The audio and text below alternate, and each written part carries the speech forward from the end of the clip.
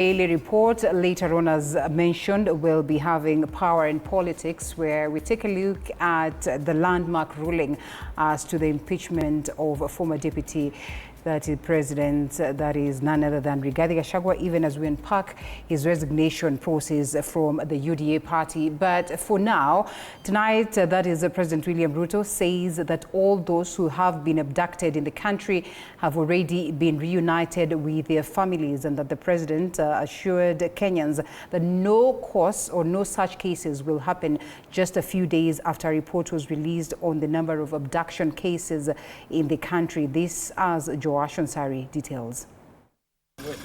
My brother, Mr. President, nice. How are you, sir? Welcome to Nairobi. Speaking at a press conference with his counterpart from Finland after bilateral talks at State House Nairobi on Monday, President William Ruto said that Kenyans who were abducted during the recent Gen Z protests have already been reunited with their families. All the people who disappeared who are abducted in what you say, all of them have been brought back to their families and to their homes.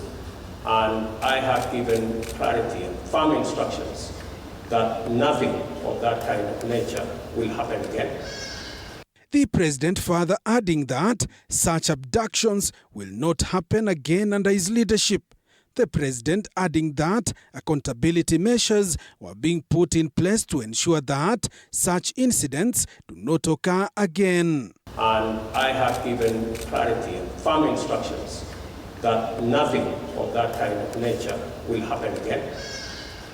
And that it was my commitment as I became president that extrajudicial disappearances of Kenyans will not be part of what we are doing as a nation.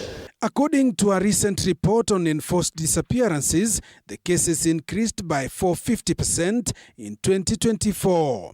Many of such cases were reported during the anti-finance bill protests. The report documented 55 cases of enforced disappearances in 2024. Meanwhile, Kenya and Finland have signed 2 agreements on the first day of President Alexander Stubbs' state visit to Kenya.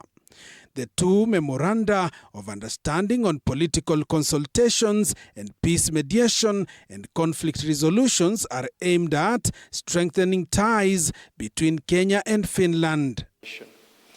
Finland and Kenya, as I noted, have had long-term. President William Ruto said Kenya is committed to deepening bilateral cooperation with the Nordic country for the mutual benefit of citizens of the 2 nations. Kenya deeply values its long-standing friendship with Finland, a key development partner in Europe and a steadfast supporter of our national ambitions.